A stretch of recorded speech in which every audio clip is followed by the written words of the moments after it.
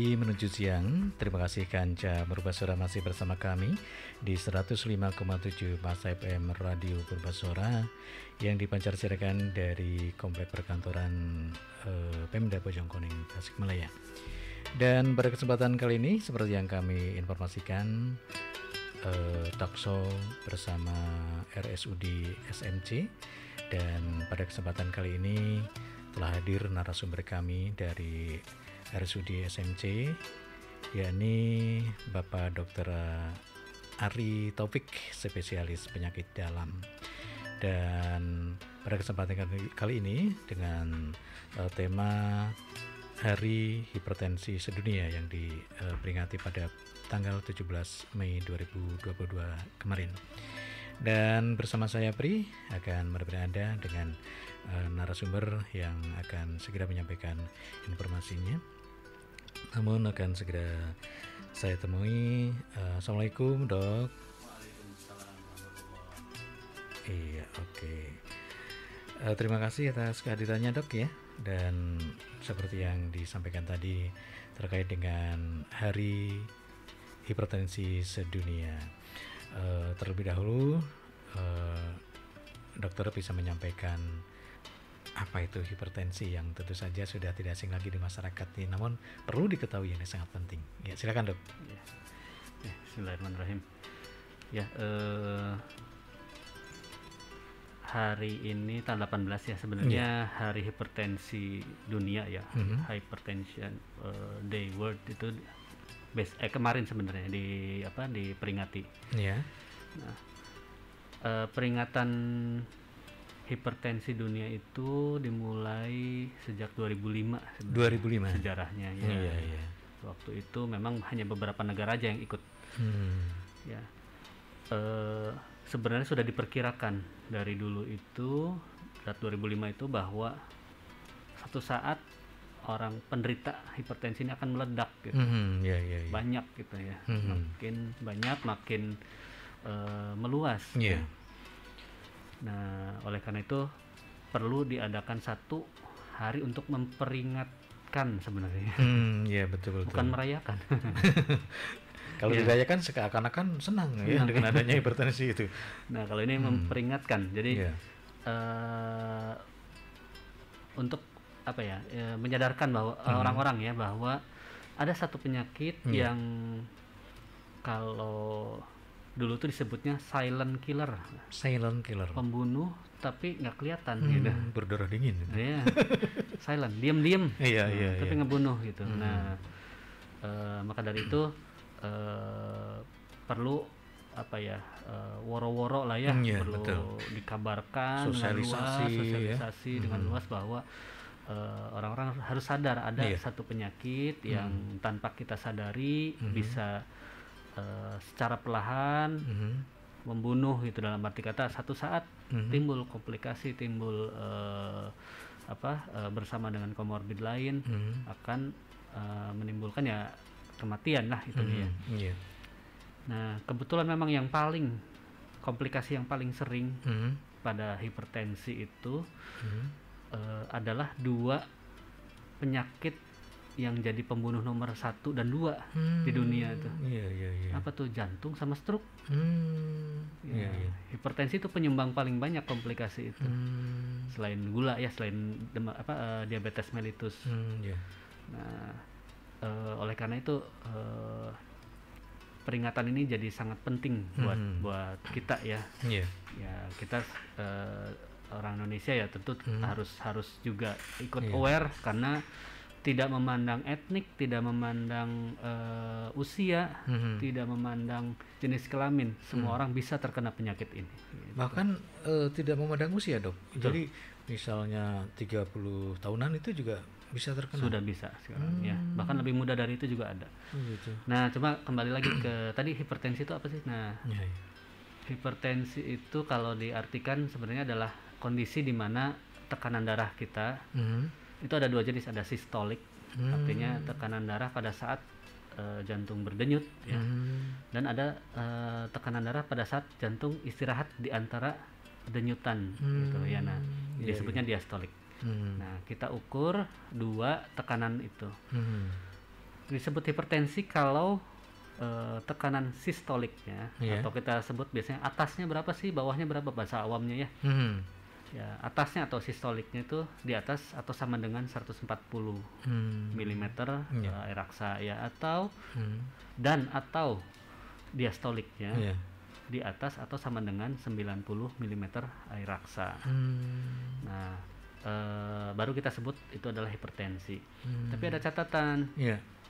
Ngukurnya harus benar. Betul. Karena gini, ada beberapa kondisi yang membuat perbedaan hasil pada saat pengukuran darah tinggi, tensi ya, maksudnya tekanan darah. Jadi kalau saya boleh klasifikasikan tuh ada 1, posisi pasiennya harus benar. 2, cara periksanya harus benar. 3, waktu meriksanya juga harus benar gitu. Terus 4, alatnya harus benar. Alatnya harus dikalibrasi ya, harus sesuai sesuai ukuran standar gitu. Saat ini memang alat pengukur tekanan darah tuh luar biasa, kemajuan teknologi ya. Bukan kalau dulu mah kita tahu pakai raksa Pak ya. Betul. Nah, diukurnya di lengan atas, pakai manset namanya ya, yang diputer ke tangan itu. Prepet gitu ya Pak. Ada yang diprepet, ada yang ditaliin gitu ya dulu. Nah sekarang maju lagi ada yang digital. Ya, maju lagi ada yang dipasangnya di lengan. Terus ada lagi yang dipakai jam sekarang tuh Pak. Pakai jam. Ada beberapa jam yang udah canggih ya, smartwatch ya, itu bisa ngukur tekanan darah. Ada lagi yang pakai jari. Kita nyentuh alat itu keluar langsung terukur. Ya, itu saking canggihnya. Bahkan mungkin nanti kedepannya mungkin cuma lihat doang.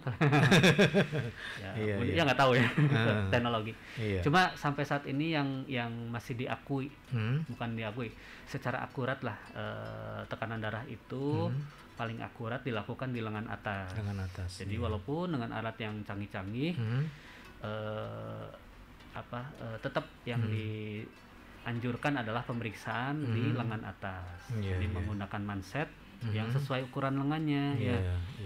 Nah, orangnya harus sesuai. Misalkan punten ada yang kegemukan ya. Ukuran manset kita itu yang ada di rumah sakit, yang ada di klinik, yang ada di puskesmas itu kadang-kadang cuma 1 ukuran.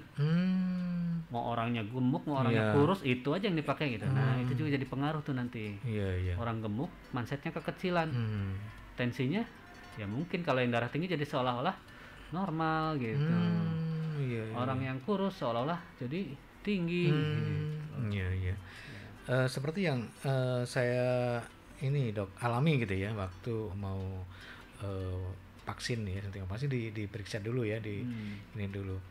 Pakai yang digital, wah tinggi gitu ya. Kita penasaran, ikut ngantri lagi, pakai yang manual gitu. Tapi ada bedanya Dok, nggak terlalu tinggi yang pakai manual. Itu gimana itu Dok? Nah betul Pak, tadi yang saya sebutkan harus benar posisi, benar kondisi ya, benar waktunya ya. Dalam arti kata gini, jangankan 1 hari, jadi dalam beberapa menit saja bisa beda. Orang yang meriksanya beda. Posisi meriksanya beda hasilnya. Gitu ya. Pakai alat yang beda hasil. Gitu. Nah, jadi gimana sih harusnya? Nah itu. Yang benar 1, posisi pasiennya dulu. Kalau tekanan darah tuh bisa diukur 3 posisi tuh. Bisa tidur, bisa duduk, bisa berdiri. Tergantung kebutuhan. Pemeriksanya mau meriksa apa dulu nih. Atau bahkan 3-tiganya bisa diperiksakan sekaligus dalam 1 waktu gitu. Nah, berurutan dalam arti kata ya. Tergantung keperluan pemeriksanya pada saat itu untuk apa. Nah, tapi kalau untuk secara umum posisi kita duduk. Gitu. Duduknya dengan santai. Jadi posisi ada meja di depan atau di sampingnya. Posisi mejanya sebisa mungkin sejajar dengan posisi jantung. Lengannya ditempatkan sejajar dengan di atas meja, sejajar dengan jantung. Gitu. Nah, itu 1, itu posisi pasiennya. Terus cara periksanya, pasang mansetnya dulu. Mansetnya ukurnya sesuai tentu ya. Ini alat, masalah alatnya harus benar. Kalau pakai digital, baterainya harus cek dulu. Ya. Harus full dulu kan. Betul, ya. Kalau pakai alat manual, kalibrasi dulu yang benar. Kalibrasi itu ada waktunya setahun sekali ya. Nah, terus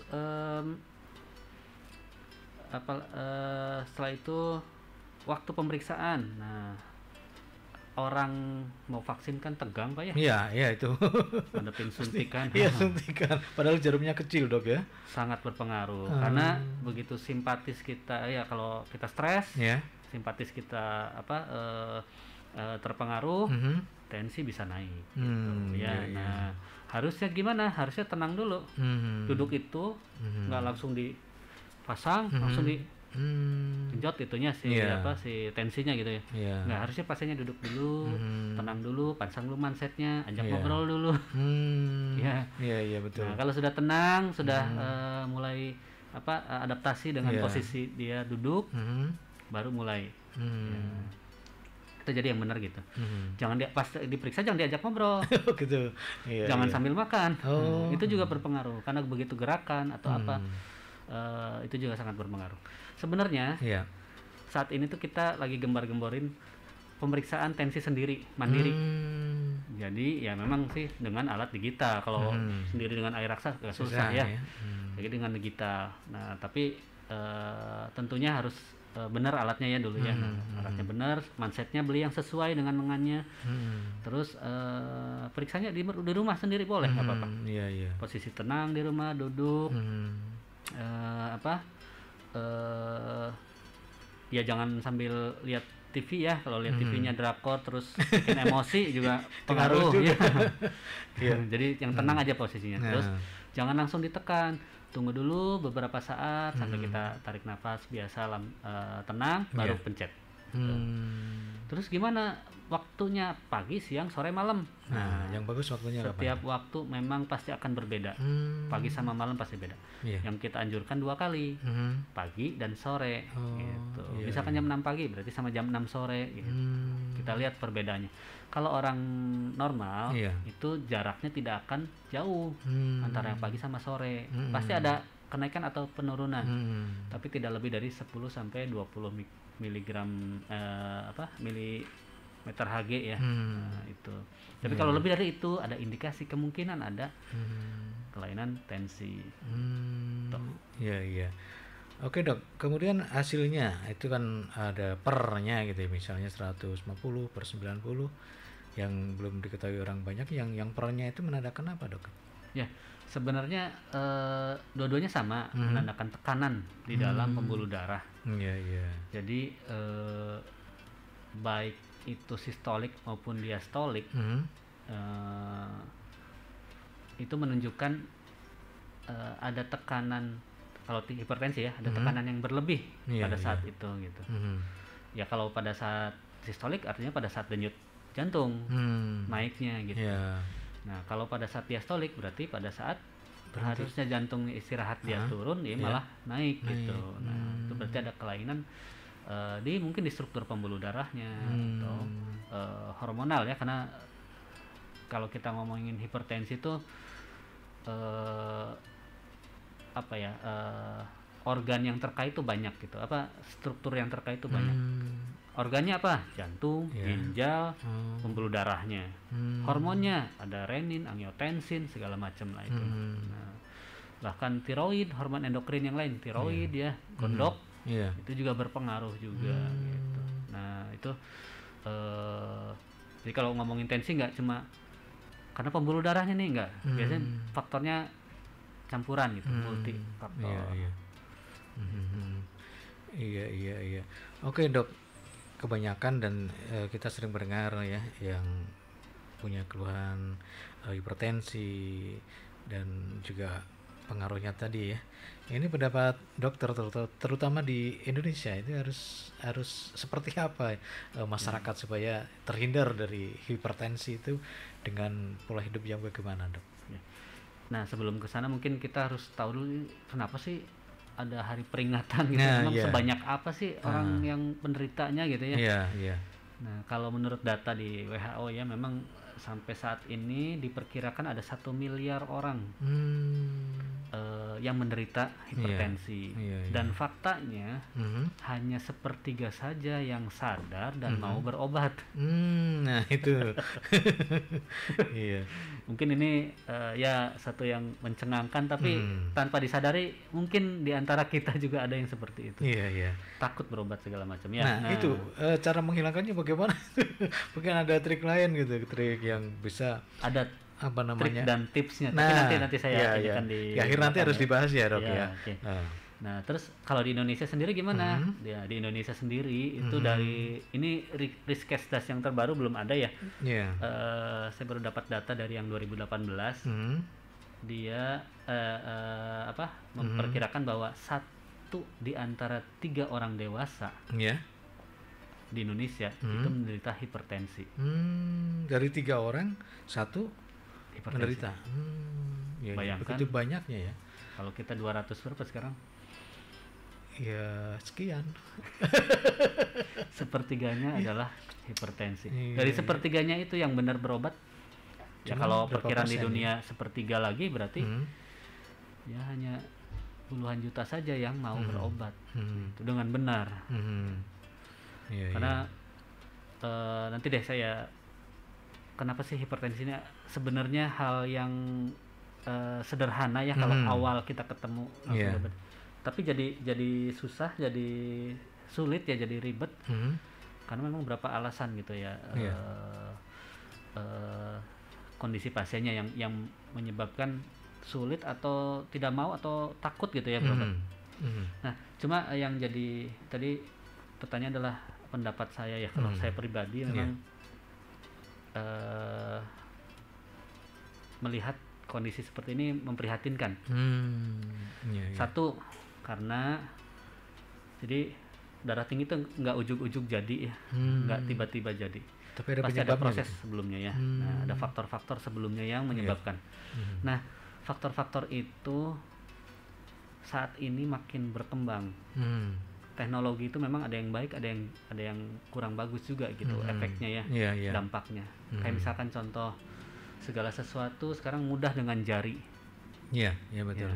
Kita tiduran di rumah, kita sambil sekarang tuh kaum rebahan Pak ya. Iya. Setelah sejak ada Covid, kaum rebahan tuh makin banyak gitu ya. Ada komunitasnya. Jadi segala sesuatu dengan jari. Pesan makan jari. Pesan mau belanja ya baju lebaran nggak usah ke mall lah. Jari. Jadi mager ya. Nah, itu juga ya salah satu dampak teknologi yang yang kurang bagus ya sebenarnya gitu. Terus apalagi bisnis kuliner Pak. Sekarang tuh kuliner yang penting enak, yang penting mungkin murah gitu ya. Yang penting gaya. Gaya. Nggak tahu rasanya apa, penting gaya, beli itu gaya gitu ya. Nah itu juga jadi satu faktor juga tanpa mengindahkan ingredient komposisi dari bahan makanannya itu sendiri apa. Apa coba Bapak sekarang yang digoreng, yang gurih, pasti jadi favorit. Nah itu. Padahal ya itu jadi satu faktor penyebabnya tinggi. Selain faktor lainnya nanti ada dari usia, keturunan juga pengaruh juga sebenarnya ya. Oke, terus yang jadi prihatin nomor 2 adalah komplikasi Pak. Komplikasi. Begitu banyak penderitanya. Dan hanya sedikit yang mau berobat, artinya tunggulah komplikasi yang terjadi. Komplikasinya apa? Itu tadi saya sebutin tadi di depannya. Jadi nomor 1 ranking pertama dan ranking kedua pembunuh sedunia nih paling banyak. Jantung dan stroke. Darah tinggi adalah penyumbang terbesar. Nah, itu yang jadi ya prihatin ya. Nggak usah jauh-jauh, mungkin saya di rumah sakit SMC sendiri ya kalau dengar atau menangani pasien sudah dengan kondisi jantung yang berat, sudah dengan kondisi stroke, memang prognosis atau apa ya, perkiraan lah gitu ya, perkiraan pasien ini akan bertahan atau tidak itu 50-50, tapi kalau yang sudah berat kondisinya rata-rata ya tidak mampu gitu untuk bertahan. Itu yang jadi prihatin saya. Jadi ya dengan momen ini saat ini ada lewat Purbasora ya, mudah-mudahan sih tersampaikan ya informasi yang benar dan jadi yang nggak mau berobat jadi mau berobat. Oke dok, ini semakin menarik ya bincang-bincang kita mengenai hipertensi ini dan peringatannya 17 Mei kemarin. Dan sebelum pertanyaan lainnya dok, kita rehat sejenak ya, ada sebuah lagu. Dan untuk kanca Purbasora yang ada di rumah, kami mengundang untuk bisa bergabung di acara ini, di talkshow ini, dengan menyampaikan pertanyaan-pertanyaan terkait dengan hipertensi yang kita bahas kali ini.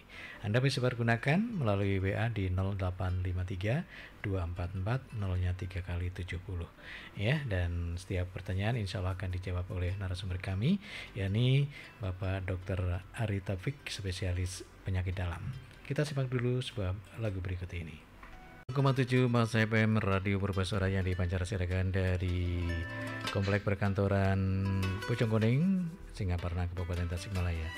Dan kali ini masih bersama narasumber kami, yakni Dr. Erik Taufik, spesialis penyakit dalam. Beliau adalah dokter di RSUD SMC. Dan pada kesempatan kali ini dengan topik yaitu mengenai hipertensi, dan Hari Hipertensi Sedunia diperingati kemarin 17 Mei 2022. Ya baik Kanca, kalau tadi saya mengundang kepada Anda untuk bisa bergabung dengan mengajukan pertanyaan-pertanyaan kepada narasumber kami, dan sebelumnya masih ada satu pertanyaan untuk dokter ini mengenai penyebab hipertensi dok ya, yang tentu saja tidak kita sadari. Pola makan kita atau ya kebiasaan kita itu ternyata menjadi penyebab utama hipertensi. Jangan-jangan begitu dok? Silakan dok. Oke, terima kasih.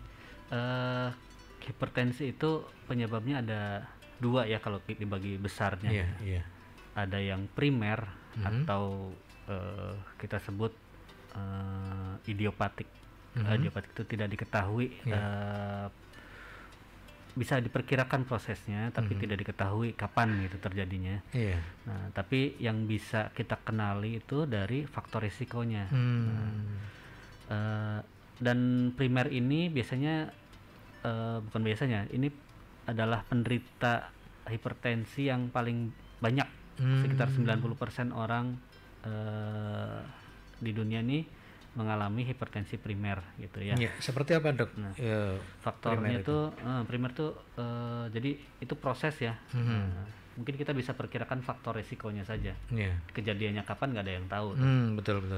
Nah, usia ya. Kalau dulu itu kita sebut kalau 40 tahun tuh dimulainya kehidupan kalau kalau orang awam disebutnya gitu ya. Tapi kalau untuk dunia medis 40 tahun adalah dimulainya berbagai penyakit. Gejala-gejalanya sudah berdatangan begitu dok ya. Itu. Tapi itu sudah tidak berlaku lagi sekarang. Oh gitu. Makin turun lagi 30 tahun, bahkan sudah. 20 tahun sudah banyak juga yang hipertensi ya. Nah, terus kemudian turunan. Ya, genetik memang tidak bisa dihindari. Beberapa etnik, beberapa orang dengan orang tuanya punya hipertensi, memang agak lebih rentan untuk terjadi hipertensi. Tapi jangan takut, bukan berarti yang punya keturunan pasti jadi hipertensi. Belum tentu. Karena yang tidak punya keturunan juga bisa jadi. Bisa jadi kena hipertensi. Karena pola hidup ya. Nah, terus yang berikutnya adalah faktor yang tidak bisa dimodifikasi atau tidak bisa kita kendalikan. Ada faktor yang bisa kita kendalikan, kayak misalkan makanan. Terus kegemukan, nah, terus merokok, nah, diet tinggi lemak, ya, konsumsi garam yang berlebihan, terus ada dislipidemi ya, bisa kolesterol tinggi atau TG yang tinggi gitu. Terus konsumsi alkohol juga bisa pengaruh, dan stres psikis. Nah, hal-hal itu sebenarnya bisa kita kendalikan, yang akan mengurangi kemungkinan kita terkena darah tinggi. Gitu. Itu yang bisa kita lakukan ya. Nah, itu yang primer. Kalau yang sekunder itu jumlahnya sedikit, hanya 10% biasanya. Sekunder itu artinya apa? Darah tingginya ini terjadi akibat penyakit yang lain. Ya, contohnya apa? Satu, hamil. Sebenarnya hamil bukan penyakit ya, cuma kondisi lah, bukan penyakit ya. Kondisi hamil pada orang-orang tertentu itu bisa membuat tensinya tinggi, gitu. Nah, bisa sembuh. Kalau beda sama yang primer. Kalau yang primer tadi pengobatannya, tujuan pengobatannya adalah mengendalikan tensinya, bukan menyembuhkan, karena memang belum ada obat yang bisa menyembuhkan. Kecuali yang sekunder. Sekunder artinya apa? Kalau penyakit dasarnya sembuh, tensinya juga sembuh. Turun. Atau kondisi yang penyakit kondisi primernya hilang, tensinya normal lagi gitu. Contohnya tadi hamil. Darah tinggi karena kehamilan, begitu anaknya lahir, sembuh sendiri. Normal lagi. Atau ada penyempitan di pembuluh darah di ginjal. Penyempitannya kita obati, di pembuluh darahnya kita benerin lagi, sembuh lagi tensinya. Gitu. Terus apa lagi ya? Kelainan hormon ya, tiroid misalkan gondok. Nah, gondoknya diobatin, tensinya ikut turun. Gitu. Itu yang sekunder ya, Dok ya. Tapi kalau yang primer dan yang paling banyak di kita itu yang primer. Ya. Nah, tujuan pengobatannya sekali lagi adalah mengendalikan. Bukan menyembuhkan ya, Dok. Ya, karena sampai saat ini itu tadi belum ada obat yang bisa nyembuhin gitu. Yang ada hanya mengendalikan ya, membantu mengendalikan. Baik, Dok, ini sudah ada pertanyaan yang masuk dari Kanca Purbasera yang berada di rumah. Oke. Iya, sebentar. Bentar. Iya.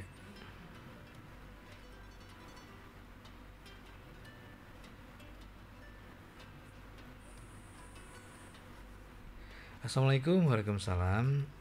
Siang dari maksudnya gini. Assalamualaikum, siang Dokter Ari. Ini Ibu Dede Nuryani dari Cipasung. Pasien Bapak. Kenapa tensi saya kadang tinggi, kadang turun? Kemarin kecapaian naik 169. Sekarang belum tahu apa turun apa enggak. Hari Jumat mau kontrol lagi. Makasih, Dok. Wassalam. Nah, ini salah satu pasien dokter ya yang ketemu di udara gitu ya. Kalau biasanya bisa rata-rata muka langsung, namun ini melalui Purbasera ya. Silakan. Kalian Bu ya, sebelum kontrol konsul dulu. Ya, betul ya. Oke, assalamualaikum Bu Dede. Alhamdulillah ya bisa ketemu lewat radio nih. Ya, tadi pertanyaannya kontrol rutinnya Bu Dede Maya nih sebenarnya, minum obat. Ya mudah-mudahan rutin ya minum obatnya, nggak bolong-bolong. Nah, yang jadi pertanyaan, yang jadi jawabannya adalah gini Bu. Jangankan tadi Ibu bilang kecapean ya naik gitu ya.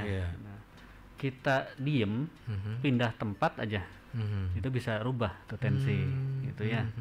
Jadi memang faktornya tuh banyak gitu. Berbeda sama gula darah. Gula darah mah ya udah makan aja, itu mah urusannya ya. Tapi kalau tensi enggak.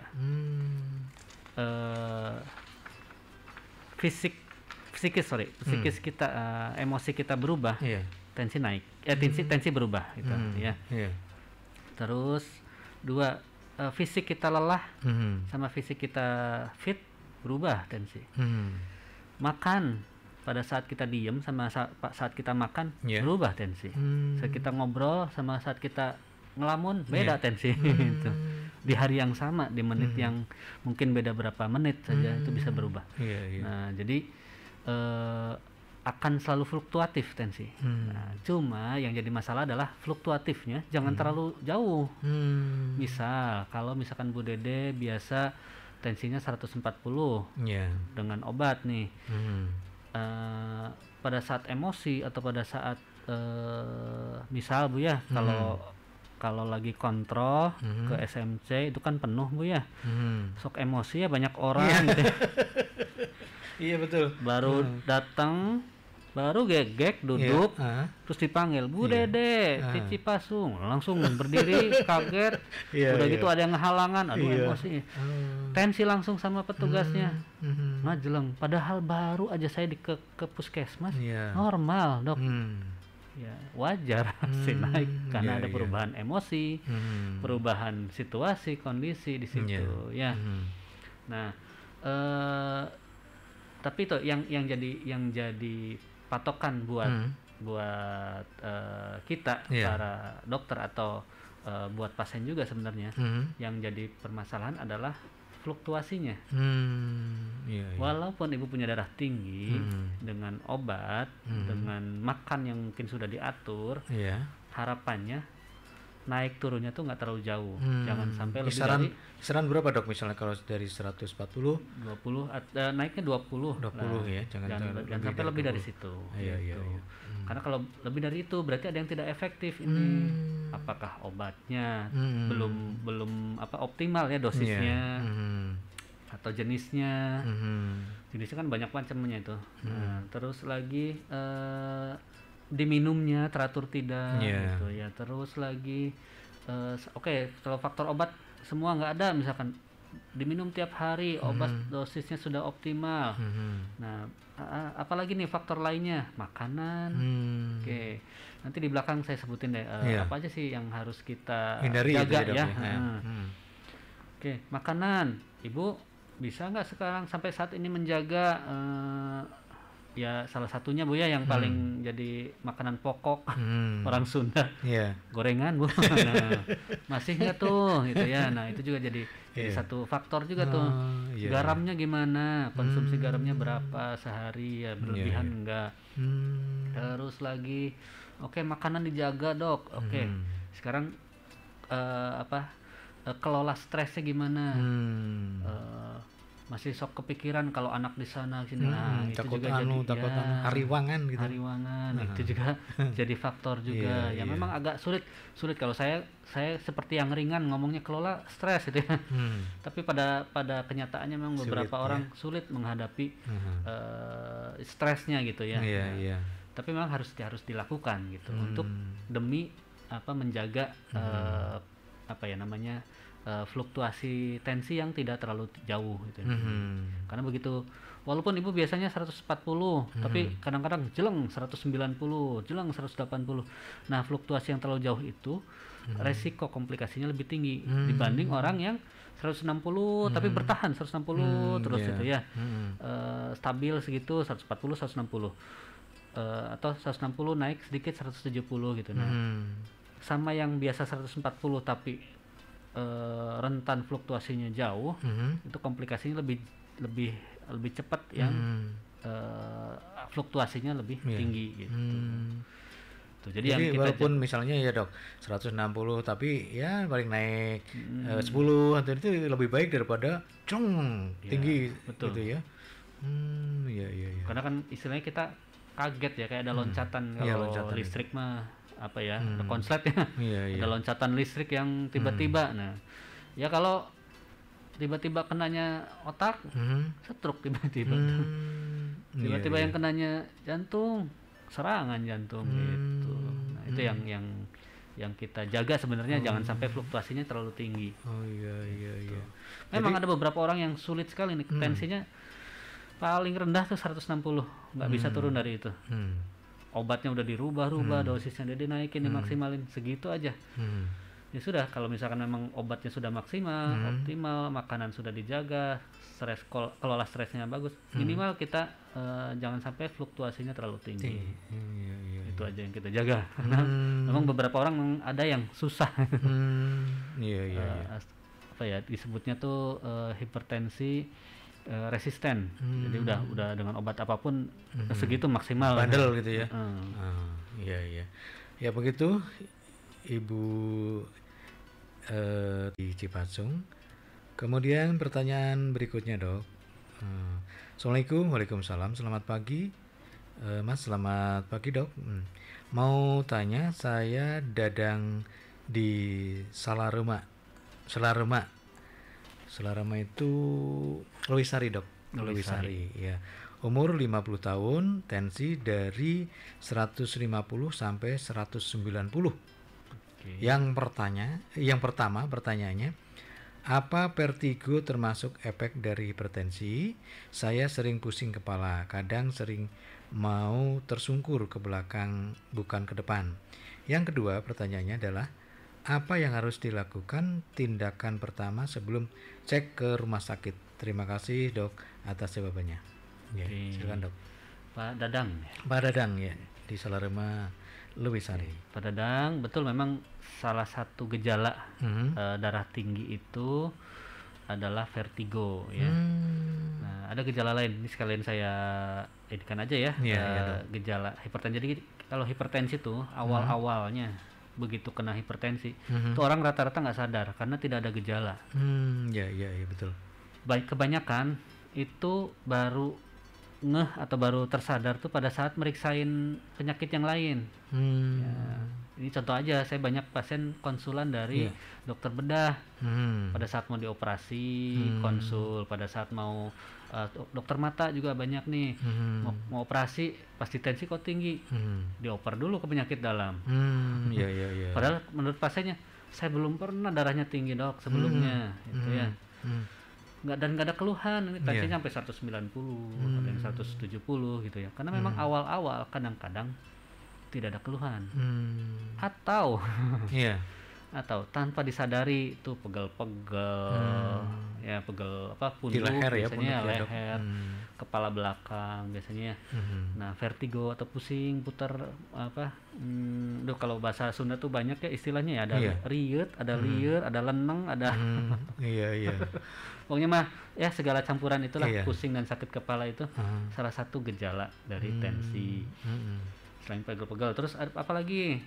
Wajah kemerahan, flushing ya kalau kita sebut bahasa kedokterannya, atau mimisan ujuk-ujuk gitu ya. Belum nggak pernah mimisan, lagi jalan tiba-tiba mimisan, lagi naik sepeda tiba-tiba mimisan gitu ya. Atau ada perdarahan di mata gitu. Nah, itu juga hati-hati, ada kemungkinan mengindikasikan darah tinggi. Nah, tapi itu gejala-gejala setelah awal berlalu tuh masuk gejala kronisnya. Nah, mulai timbul nih gejala tadi. Tapi hati-hati kenapa? Karena awal gejala itu tidak terasa apa-apa, pasien kadang-kadang datang juga dengan keluhan yang lain atau dengan gejala yang lain. Ada juga yang gejalanya datang dengan keluhan komplikasinya, stroke. Gejala salah satu gejala ringan stroke tuh vertigo. Nah, tapi bukan saya menakut-nakuti, dok. tapi harus jadi kewaspadaan. Jadi jangan menyepelekan. Betul. Jangan nyeri kepala hungkul, lenang hungkul, vertigo aja lah, ini mah karena kurang tidur, karena jangan. Lebih baik langsung periksakan. Nggak usah Bapak periksa apa-apa dulu, langsung datang ke dokter, periksa tensi yang benar di situ, nanti dokternya periksa. Baru nanti dokternya yang memutuskan, oh Bapak cek ini, cek itu, cek apa segala macam untuk keperluan diagnostik dan obat nanti yang biar dokter yang memikirkan, yang menentukan nanti disesuaikan dengan kondisi Bapak gitu ya. Nah, tapi sudah jelas ya Bapak punya tensinya 150, Pak Dadang ya 150 sampai 190. Itu sudah dengan obat belum Pak? Nah itu Pak Dadang ya, apakah dibiarkan saja nggak diobat? Apakah itu dalam pengobatan gitu ya dok ya? Nah, tapi mungkin saran buat Pak Dadang segera berobat. yang terdekat aja dulu di sana. Ada puskesmas, ada dokter di situ yang dekat. Nanti biar dokter yang menentukan ini harus Bapak dirujuk kah atau cukup di sana di terapi atau gimana ya. Nah, atau nanti Bapak bisa konsultasi lebih lanjut di sana. Yang terus saat ini yang Bapak bisa lakukan adalah kurangi tadi faktor resiko yang sudah disebutkan. Aduh, masih makan gorengan banyak, masih makan garamnya masih seneng gurih, seneng asin gitu ya. Itu dulu kurangi. Masih merokok, wayahna gitu ya. Ya sampai stop ya kalau bisa gitu. Nah, itu dulu yang bisa lakukan dan sambil segera lakukan pemeriksaan karena bisa jadi vertigo yang Bapak rasakan adalah gejala dari komplikasinya, bukan gejala dari hipertensinya. Gitu. Ini katanya sering terasa kalau kurang tidur. Terus kopi 3 kali sehari, Dok. Nah, terkait kopi. Kurang tidurnya bisa karena kopi, bisa ya. Nah, terkait kopi sendiri gimana sih, orang hipertensi boleh nggak sih minum kopi? Nah, itu juga pertanyaan, Dok. Kopi itu kafein ya, sifatnya tuh vasokonstriktor, jadi dia mengecilkan pembuluh darah. Sedangkan kalau kita lagi darah tinggi, lagi jadi nih darah tingginya, itu pembuluh darah kita kecil. Kita bayangin selang, Pak. Selang kalau selangnya gede ukurannya, air yang lewat dengan misalkan tekanan 110 aja lah, 110 bar gitu ya. Kira-kira ngegewornya juga nggak terlalu gede ya. Gitu. Tapi begitu kita kecilin, gitu ya? Dipijit si selangnya jadi kecil lubangnya, makin mancar nggak Pak? Oh iya, makin jauh gitu. Seperti itulah darah tinggi itu. Tekanan darah. Bayangkan Bapak sudah kecil kan darah tingginya, minum kopi makin kecil lagi. Kira-kira makin cepat pembuluh darah, aliran darahnya, dan makin sempitnya tuh pembuluh darah. Nah, itu aja logikanya yang saya inikan ya. Terus gimana Dok? Aduh, saya nggak bisa lepas dari kopi. Nah, solusinya gimana Dok kalau itu? Terapi dulu Pak, obati dulu bener hipertensinya, jangan udah nggak diobati minum kopi. Obati dulu. Nanti kalau sudah mulai stabil tensinya, mungkin ada pertimbangan. Kalau memang adik dari nggak bisa nih tergantung kopi banget lah gitu ya. Kalau nggak ada kopi malah stres segala macam, malah jadi tensinya naik segala macam. Ya udah, mungkin masih boleh kopi. Ada syaratnya tapi. Syaratnya? Belum ada komplikasi. Betul. Jantungnya masih sehat, tidak ada gejala stroke. Nah, mungkin masih boleh kopi, tapi kopinya jangan pakai gula. Iya, yang pahit ya. Dan encer.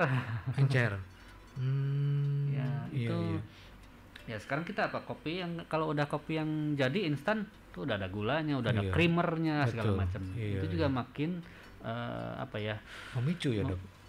Jadi faktor juga tuh untuk kerusakan pembuluh darahnya lebih cepat gitu. Artinya ya komplikasinya kan lebih cepat jadi gitu. Jadi kalau kopi murni tapi encer gitu. Ya memang sih nggak ada sih aturannya berapa miligramnya gitu ya. Seencer-encernya lah. Gitu, ya. Sebenarnya apa sih kopi yang bikin kita suasana jadi berbeda tuh? Itu aromanya Pak. Aroma ya. Sebenarnya saya asal nyium aromanya. Rasanya sudah dia makel aja dicium aromanya. Ulah ditinyuk gitu Dok ya. Ya kalaupun bisa seperti itu lebih bagus. Iya, oke. Apa yang harus dilakukan? Itu berobat ya. Berobat dulu Pak, bener. Ya kalau udah benar, sudah teratur, sudah stabil. Ya nanti konsultasi lagi, boleh nggak kopi nih? Nanti tergantung dari kondisi Bapak ya. Begitu Kang Dadang, Pak Dadang di Lewisari, Salarema. Pertanyaan berikutnya Dok. Assalamualaikum, waalaikumsalam Mas Pri dan Bapak pemateri Pak Dr. Erik Taufik yang kami hormati. Pertanyaan saya, jenis apa saja obat tradisional atau obat herbal yang bisa mengobati atau mengatasi hipertensi? Terima kasih Mas Pri dan Pak Dokter atas penjelasannya. Wassalam. Kang Apip di Cigalontang. Ya, begitu Dok. Ya, terima kasih Kang Apip. Ini memang banyak, bukan hanya Kang Apip ya, pasien-pasien yang datang ke rumah sakit SMC juga menanyakan hal yang sama. Nah, tapi saya coba luruskan dulu. Tadi obat-obatan herbal gitu. Ya. Nah, saya coba luruskan dulu. Tahu nggak itu herbal itu apa? Satu. Terus kalau yang kita sebut obat kimia gitu ya, obat pil ya, itu kan kita awam sebutnya obat kimia gitu ya, obat pil, obat sirup tuh. Nah, tahu nggak Pak asalnya obat pil dan obat sirup itu dari mana? Gitu. Bahan dasarnya tuh apa sih gitu? Nah, saya coba luruskan ini sekalian ya. Betul dok.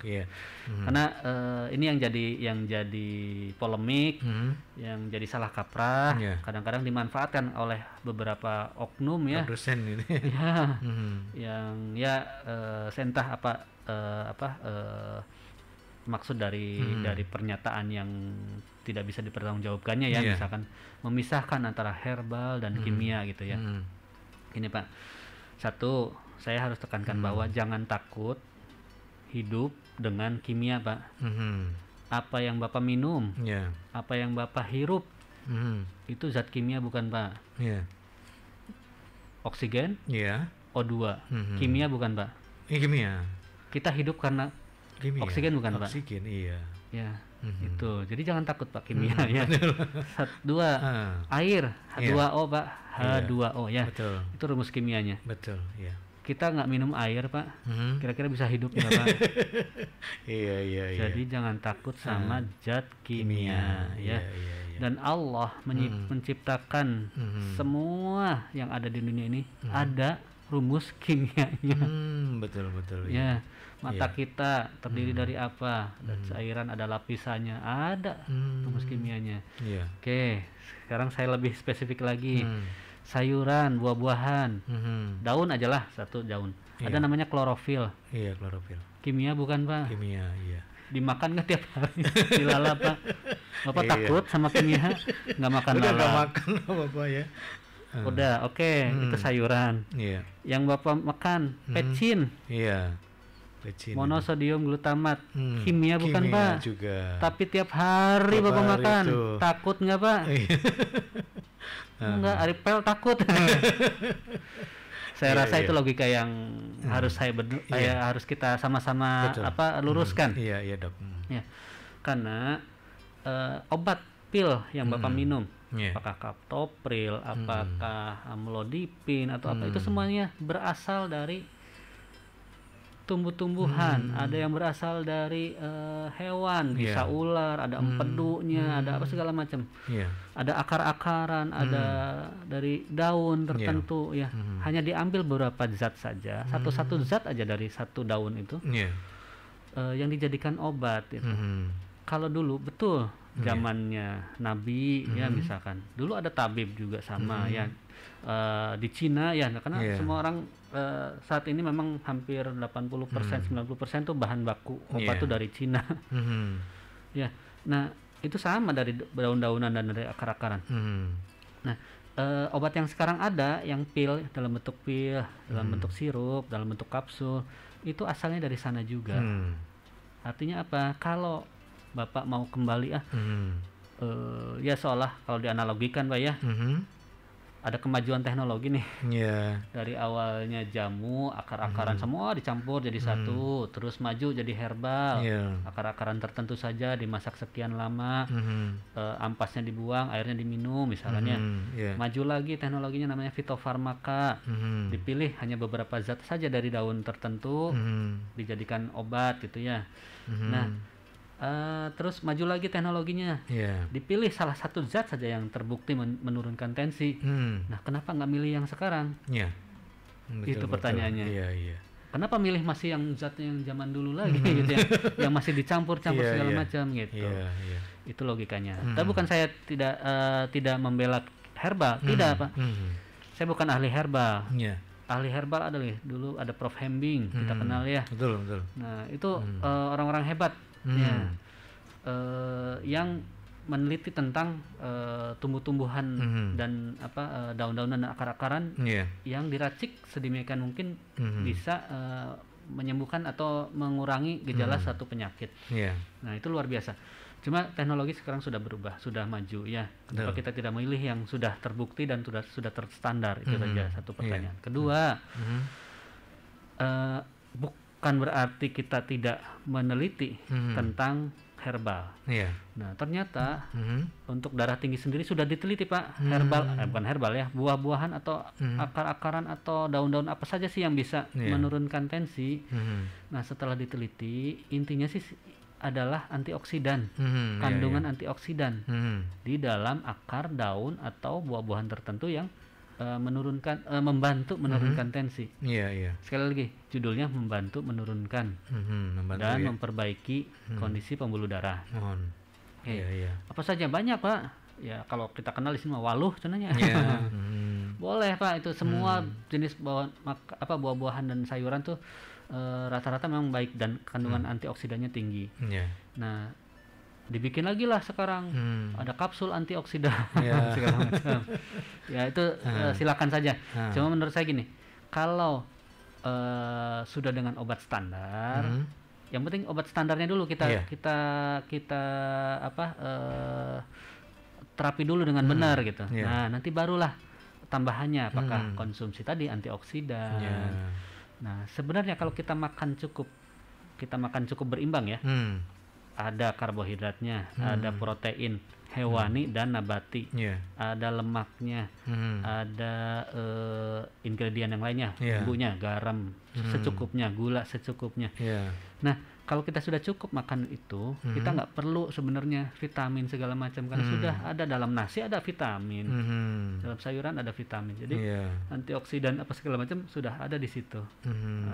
Kadang-kadang memang kita suka lebay, hoyong nu langkung biar sugestinya lebih naik gitu ya.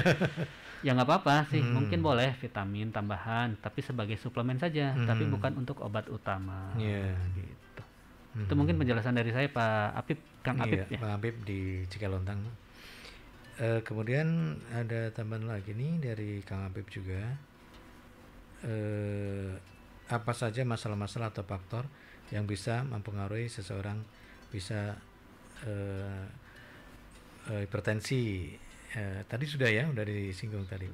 Kemudian Pak Dokter, keluarga saya pasien ada yang rawat inap dari hari Minggu sampai hari ini. Belum ditangani sama dokter. Ruang Uhud kamar 4 baru ditangani sama perawat. Mohon prioritasnya.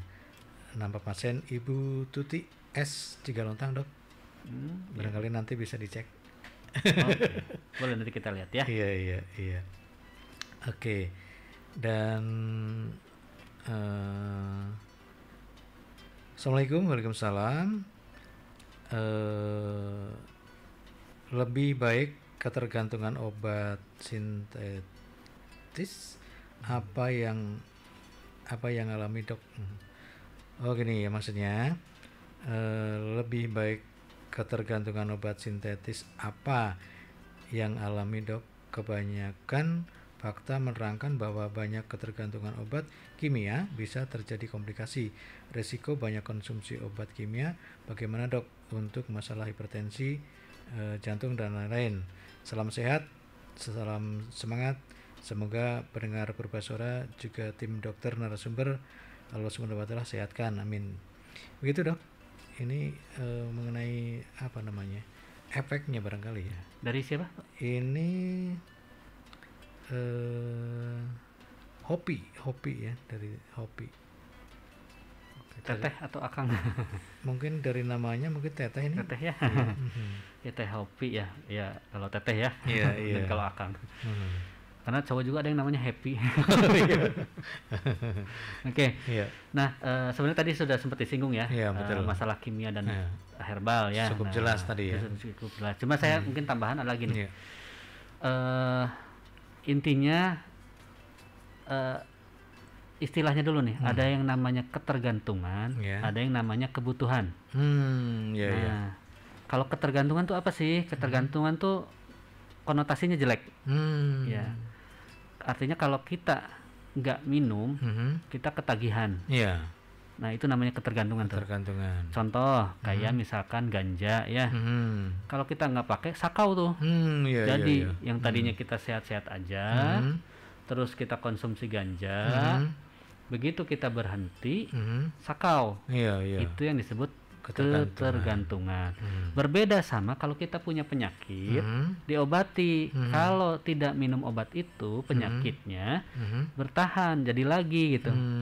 Ada dua kondisi yang beda. Yang satu mah sehat-sehat aja, terus minum atau makan zat sesuatu, terus ketagihan. Ada orang yang sakit membutuhkan obat tertentu yang harus dikonsumsi setiap hari seumur hidupnya, terus tiba-tiba satu saat di stop, penyakitnya jadi lagi. Itu namanya bukan ketergantungan, tapi kebutuhan obatnya. Hati-hati, karena konotasi ketergantungan tuh jelek ya, di kita tuh negatif gitu ya. Nah, kalau obat tuh nggak ada obat yang bikin ketergantungan, ada obat-obat, terutama obat-obat psikosomatik, psikiatrik ya. Nah, memang zat tertentu itu sifatnya adiktif dan ketergantungan. Kalau nggak dikonsumsi, kalau dikonsumsi dia pengen naik lagi dosisnya gitu karena nggak kerasa terus aja gitu. Ada beberapa obat tertentu, tapi intinya gini. Itu tadi masalah ketergantungan dan kebutuhan ya, harus dipisahkan dulu ya, karena sekali lagi berbeda antara ketergantungan dan kebutuhan. Oke, sekarang di mana posisinya kalau itu pasien ini sakit gitu ya, butuh obat. Nah, obat itu sudah didesain sedemikian rupa ya, dengan dengan teknologi yang sekarang ya, ada yang ditambah zat aktif apakah gitu ya, dengan dicampur dengan jenis obat yang lainnya juga gitu ya, dicari yang paling efektif. Efektif itu apa? Efek sampingnya rendah, efek terapinya tinggi. Nah, itu namanya obat yang efektif ya. Nggak harus selalu, dan hati-hati jangan terlalu tersugesti obat paten lebih bagus. Enggak. Obat yang terbaik menurut saya adalah obat yang paling pas sama kondisi dan kebutuhan pasiennya. Mau obatnya generik, mau obatnya paten, terserah ya. Dan sekali lagi jangan tersugesti, aduh obat ini mah nggak paten, saya nggak sembuh-sembuh. Jangan. Sugesti itu sugesti ibu konsumtif jadinya nanti ya. Nah, sugestinya gini lah, obat yang paling tepat obat yang paling baik adalah obat yang paling tepat dengan kondisi ibu dan kebutuhan ibu. Oke. Sekarang gini, ada obat yang didesain untuk diminum cuma beberapa hari saja, nggak boleh dilanjutin lebih dari sekian hari. Ada yang seperti itu. Ya, ada obat yang didesain cuma sekali pakai. Setelah itu jangan dipakai lagi. Ya, karena apa? Karena desainnya memang seperti itu. Tergantung untuk penyakitnya juga. Ya. Tapi ada obat yang didesain untuk bisa dikonsumsi setiap hari seumur hidup. Ada obat ada juga jenis obat yang sebenarnya mungkin bisa dipakai sekali-kali, tapi bisa dikonsumsi hanya sekali-kali itu, atau bisa dikonsumsi setiap hari, tergantung penyakitnya, kebutuhan penyakitnya apa. Oke. Nah, itu yang harus ditekankan dulu. Terus gimana dok, kan takut saya kalau minum obat terus-terusan. Memang obat ada efek sampingnya. Obat itu kalau saya ibaratkan adalah sebagai peluru, Pak. Kalau dokter itu ibaratnya orang yang sudah terlatih menembak. Nah, Bapak Ibu kira-kira sudah berlatih menembak belum? Dokter juga ada yang nembaknya baru berapa tahun, ada yang udah baru lulus, ada yang sudah tahunan gitu ya, dengan pengalaman nembaknya nih. Nembak bukan arti tebak-tebakan ya. Nembak itu dalam arti kata mengobati ya. Betul. Nah, jadi kalau kita sudah memeriksa pasiennya dengan berbagai kondisi yang diperkirakan seperti apa gitu misalnya, obatnya dipilih yang tepat. Nah, obat itu diperkirakan diminumnya nih sekian dalam satu hari, diminum sekian hari, atau ini harus dilanjut seterusnya nih gitu ya. Nah, itu sudah ada ukurannya, sudah ada takarannya. Kalau di luar ukuran atau antara kelebihan, ya biasanya kelebihan ya. Kalau kekurangan sih biasanya efek sampingnya juga enggak ya. Tapi kalau kelebihan tuh bisa dari dosisnya atau dari waktunya ya. Nah, ada efek samping gitu. Nah, dokter sudah bisa memperkirakan itu. Kapan obat itu harus di stop, kapan obat itu harus diganti, kapan obat itu harus dikurangi, kapan obat itu harus diteruskan. Nah, itu sudah ada perkiraannya. Jadi jangan Bapak jangan mengira-ngira sendiri. Kecuali Bapak memang sudah berlatih menembak. Begitu. Ya. Yeah. Banyak orang sekarang, saya tidak menyalahkan siapapun ya dalam hal ini. Yeah. Orang begitu mudahnya membeli obat, mau antibiotik, mau anti nyeri, mau apapun, begitu mudahnya. Dan apotek seperti tidak ada batasan gitu. Kasih aja pasien yang mau gitu ya. Ya padahal itu ada aturannya sebenarnya ya. Nah, aturan itu buat apa sih? Buat keamanan sebenarnya. Keamanan pasiennya. Kalau ada orang yang contoh aja ya, saya contoh nih, dia minum obat anti nyeri buat apa lutut ya, apa sih rematik lah. Enak nih sekali, terus berhenti nyeri lagi, minum lagi gitu ya. Itu bukan ketergantungannya, tapi kebutuhan. Nah, terus aja tiap hari akhirnya beli, tiap hari minum gitu, tanpa aturan, nggak tahu aturan minum obatnya seperti apa, dosisnya seperti apa, kapan harus di stop, minum sendiri, akhirnya apa, keracunan. Keracunan apa, salah satunya adalah melukai lambung. Banyak tuh yang datang ke rumah sakit kita dengan perdarahan, BAB-nya punten ya, BAB-nya hitam warnanya, muntah hitam warnanya, itu perdarahan dari lambung. Akibat apa? Salah satunya obat anti nyeri yang dikonsumsi tidak tepat, dosisnya atau lamanya. Nah, itulah yang jadi yang ditakutkan adalah itu sebenarnya. Jadi selama obat itu dalam pengawasan dokter, insya Allah lah, insya Allah. Namanya juga ikhtiar ya. Iya betul. Ada berhasil, ada tidaknya, ada apa yang lama, ada yang sebentar gitu ya. Nah, tapi dengan pengawasan ahlinya, insya Allah komplikasinya kecil, tapi efek manfaatnya tinggi. Itu mungkin yang bisa. Oke dok, ini sebenarnya masih banyak pertanyaan dan juga rasa penasaran dari kancah berbahasa, namun kita dibatasi waktu, durasi kita akan segera habis. Dan yang terakhir ini dok, tadi dokter berjanji akan memberikan tip ya menjalani hidup sehat bagi penderita hipertensi. Dan bukan hipertensi saja dok, untuk penyakit dalam masih banyak ya, lambung. Banyak sekali.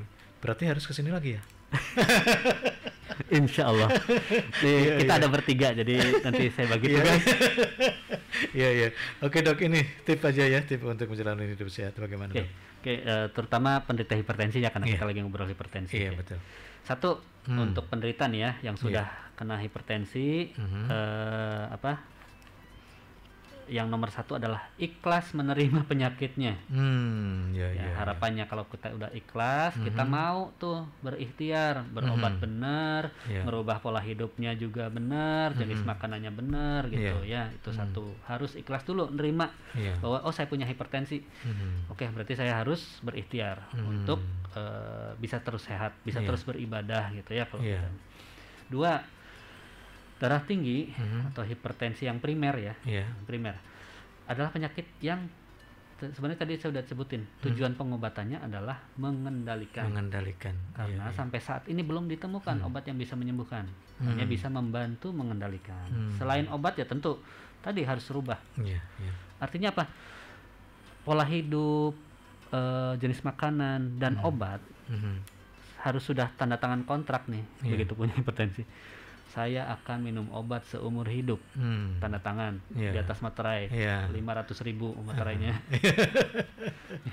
Harus merubah, kurangi garam, kurangi gorengan, berhenti merokok ya. Nah, itu sudah harus terkontrak, tersirat dalam hati. Ya, itu. Ketiga, nah, periksa rutin ke dokter. Jangan takut, karena dokter gini, tadi sempat sebenarnya kita ngobrol Pak ya, Mas Pri ya, betul. Di luar tuh kalau kita berobat tuh suka dianalogikan kayak kita bawa kendaraan kita ke bengkel, yang rusak mah businya, tapi sok ku orang bengkel mah sok ketemu gitu ya. Aduh iya Pak, karet ina kada digentos, aduh Pak iya olina kada digentos. Aduh, itu yang menakutkan mungkin pasien begitu ya. Ya, tapi jangan takut gini, dokter itu meriksa, ya saya juga paham, teknisi juga sama, teknisi bengkel, teknisi bangunan juga sama. Melihat satu hal itu bukan hanya dari yang dirasakan oleh pasien, tapi hal yang ada apa yang ada dalam pasien itu, apa yang perlu dibantu di pasien itu. Jadi kadang-kadang bapak yang kerasanya cuma pusing, tapi ketemu gulanya jadi tinggi, ini tensinya tinggi, oh ternyata kolesterol tinggi, jadi kemana-mana memang sudah ada sebelumnya, bapak tidak menyadari, keluhannya cuma pusing doang gitu ya. Nah itu, jadi jangan takut itu. Justru kita membantu. Kalau karena gini, bapak datang dengan hipertensi, yang kita obati, bukan kita obati, yang kita evaluasi bukan hanya hipertensinya. Satu, kita lihat faktor risikonya apa, kita bantu untuk berubah. Dua, komplikasinya apa, dua-duanya kita bantu untuk diobati. Ya komplikasi memang begitu sudah ada komplikasi. Terus ngatur obat. Ini harus dikurangi, ini harus ditambahin dosisnya, ini harus diganti, ini harus dirubah, segala macam itu dokter yang menentukan, bukan nentuin sendiri. Sahur eta kedah ieu. Jangan ikutin, bukan ahlinya lah. Ikuti dulu sesuai dengan petunjuk dari dokternya. Oke, nomor 4, minum obat sesuai. Ya, sesuai sama aturan dulu. Kalau ada komplikasi, ada efek samping atau apa, langsung kasih tahu dokternya. Gitu. Biar dokternya langsung bisa evaluasi harus gimana ini obatnya, atau ada cara lain nggak gitu ya itu. 5, kalau sudah punya komplikasi atau ada komorbid lain, gula iya, darah tinggi iya, diobatin semuanya. Jangan hiji-hiji, hiji-hiji lah, darah tinggi heula weh. Nggak bisa, karena tubuh kita itu satu kesatuan. Iya, harus kedua-duanya ya dok ya. Semuanya diobatin secara bersamaan. Memang ada beberapa jenis penyakit yang ada tahapan pengobatannya, tapi biar nanti dokter yang menentukan. Oke. Terus yang ke-6, jangan mudah percaya. Baik kata-kata, baik itu nasihat, baik itu mitos-mitos dari tatanggi, ti wargi, bahkan ti ajengan misalnya. Nah, yang bukan ahlinya gitu ya, karena nanti jadi sesat. Bukan saya menyesatkan ajengan ya, enggak. Dalam hal kesehatan, tanyakan pada ahlinya. Ahlinya siapa? Ya dokter ya. Nah, karena gini, bahkan bukan hanya tatanggi dari YouTube, dari informasi kan kita browsing ya. Yang menulis, yang bikin YouTube tuh bukan hanya orang kesehatan, bahkan sarjana apapun bisa bikin konten tentang kesehatan itu. Nah hati-hati, takut salah-salah ya. Sama lah seperti jangan ya, kan ada dalil dari kitab apa, dari hadis yang mana, nomor sekian, Al-Qur'annya apa, nah itu kan harus jelas tuh. Nah kalau dokter kan sudah punya panduannya. Nah sampai seperti itu, jadi tidak bisa kita hanya membaca dari satu sisi saja, karena ada sisi lain yang jadi pertimbangan. Padahal sakitnya satu, tapi pertimbangannya jadi banyak gitu. Datanglah ke dokter biar konsultasinya lebih jelas. Dokternya juga bisa jelas ya, lihat gitu pasiennya, oh ini keperluannya ini, kebutuhannya ini gitu ya. Tuh. Ke-7, tapi satu lagi, nomor 6 itu juga hati-hati. Tidak semua tenaga kesehatan juga ya bisa menguasai tentang hipertensi. Jadi kita tuh dibatasi kompetensi karena ilmu kedokteran itu luas sekali. Tidak mungkin satu orang bisa menguasai semuanya. Gitu. Saya sebagai dokter penyakit dalam, kalau dihadapkan pada pasien yang mau ngelahirin, wah deg-degan saya. Iya betul. Saya bukan ahlinya dan saya tidak berpengalaman menolong, walaupun saya pernah gitu. Tapi tidak berpengalaman dalam hal itu. Ya saya lebih tenang kalau ada Bu Bidan, lebih tenang kalau ada dokter kandungan gitu. Nah, begitupun hipertensi. Bu Bidan mungkin tahu tentang pengobatannya, mungkin tahu tentang hipertensi, tapi tidak kompetensinya mungkin tidak ada di situ. Nah, jadi ya serahkan pada yang ahlinya. Jadi tidak semua tenaga kesehatan juga tahu. Betul. Tidak semua tenaga kesehatan juga ahli di bidang itu. Jadi tergantung ahlinya, tergantung datangnya yang tepat gitu. Kan dokter banyak banget jenis spesialisnya ya. Jadi datang yang tepat. Ya mungkin dokter bedah bisa nanganin hipertensi, bisa. Karena dia dulunya belajar dokter umum. Betul. Tapi apakah spesifik? Tidak, karena dia sudah tidak melayani lagi hipertensi, tapi dia mungkin konsentrasinya di bedah. Betul. Ya. Oke.